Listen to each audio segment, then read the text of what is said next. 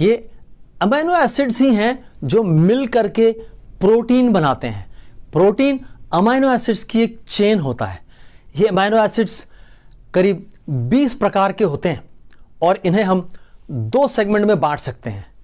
पहला, जिन्हें हम कहते हैं एसेंशियल अमीनो एसिड्स, ये 9 प्रकार के होते हैं।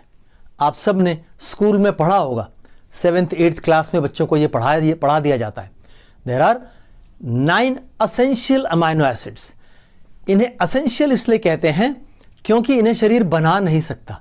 ये 9 अमीनो एसिड्स हमें बाहर से चाहिए होते हैं, हमारी डाइट के थ्रू, हमारे खाने में से ये हमारे शरीर को मिलने चाहिए और इनको शरीर खुद से बना नहीं सकता, कितनी भी ज़रूरत पड़ जाए तो क्या।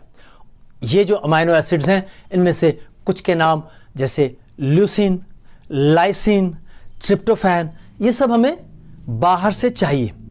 दूसरा जो सेगमेंट है उसे हम कहते हैं नॉन एसेंशियल अमीनो एसिड्स, जिसमें करीब 11 अमीनो एसिड्स होते हैं और ये एलेनाइन, ग्लूटामाइन, इस प्रकार से इनके नाम होते हैं।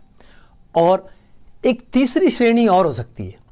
ये जो नॉन एसेंशियल है, ये वो हैं जिन्हें शरीर खुद ब खुद बना पाता है, लेकिन इन सारे अमीनो एसिड्स में कुछ ऐसे अमीनो एसिड्स होते हैं जिन्हें हम कंडीशनल अमीनो एसिड्स कह सकते हैं, यानी कि किसी विशेष कंडीशन में, किसी विशेष सिचुएशन में उसकी ज़रूरत होती है और तब ही शरीर उसे बना लेता है ना। जैसे आप बीमार पड़ जाते हैं तो शरीर को आपकी रिकवरी के लिए, रिपेयर के लिए कुछ अमीनो एसिड्स की ज़रूरत पड़ती है, तो वो उस वक्त पर ही चाहिए होते हैं, तो वो उसी समय प्रोड्यूस किए जाते हैं।